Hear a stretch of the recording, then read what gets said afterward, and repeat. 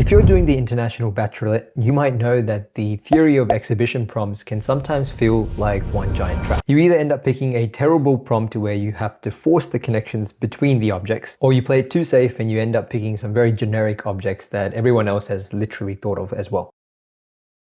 Boring! Now, luckily for you, the team at KISS Academics has pulled together the 2025 prompts and broken down how to actually approach each one and do it in a way that works for you without spending, 3 weeks in decision paralysis. And so today the goal is to break down the real strategy behind these prompts and not just focus on which ones you should pick, but also help you understand how to think like examiners who grade them so you know exactly what to put up. Now, as usual, you can check out the full blog post on our breakdown of 2025's IB TOK prompts using the first link in the description. But without further ado, let's get into today's video. Okay, so let's start with the number one mistake that kills most exhibition essays before they even start. Take prompt 10 for example.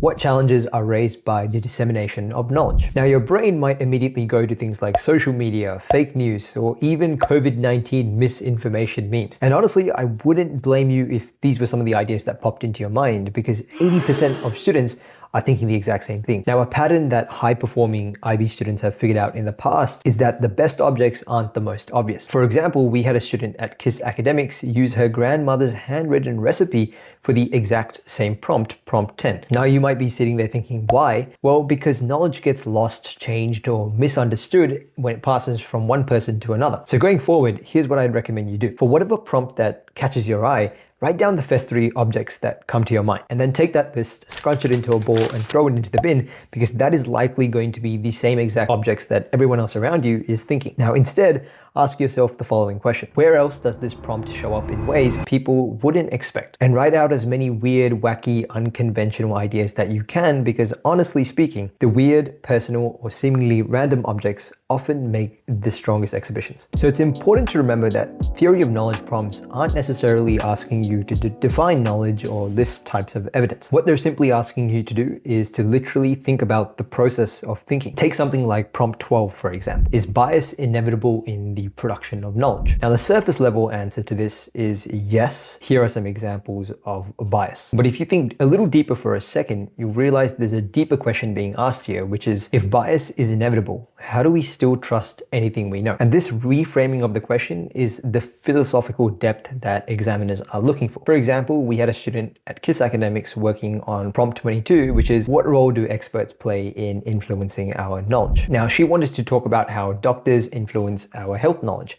And whilst that's a fine idea, it's honestly quite predictable and falls into the common issue of picking something that's a little too generic. So what we did at KISS Academics is we helped her flip this idea completely. And so for the same prompt, she ended up exploring how her driving instructor influenced her knowledge of road rules and how that expert's personal driving habits actually taught her things that contradicted the official driving manual. So whatever prompt you're considering right now, here's a good question to ask yourself before proceeding with that prompt.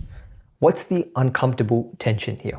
Now, you're not looking for the easy answer, but the question that makes you think twice to look for a deeper answer with deeper meaning and significance, and essentially get to a deeper question. Now, lastly, this is where students either nail it or completely fall apart. As you know, your 3 objects need to work together, not just individually. However, most students will pick 3 random objects that each connect back to the prompt, but then try to force the 3 objects into some sort of conclusion. And so a better approach would be to actually pick objects that can create a conversation with one another. Let me show you what I mean using prompt 17. Why do we seek knowledge? Now, a bad approach to object selection for this specific prompt would be something like a textbook, because we seek knowledge and education, a map for practical purposes, and a telescope for curiosity. Unfortunately, in this case, each object kind of stands alone, and so there's no real connection between them. Now, a smarter approach to the same prompt could be something along these lines: a child's drawing of their family, a DNA ancestry kit, and even a deleted text message. Using these types of objects, now you're exploring how we seek knowledge to understand our identity, our past,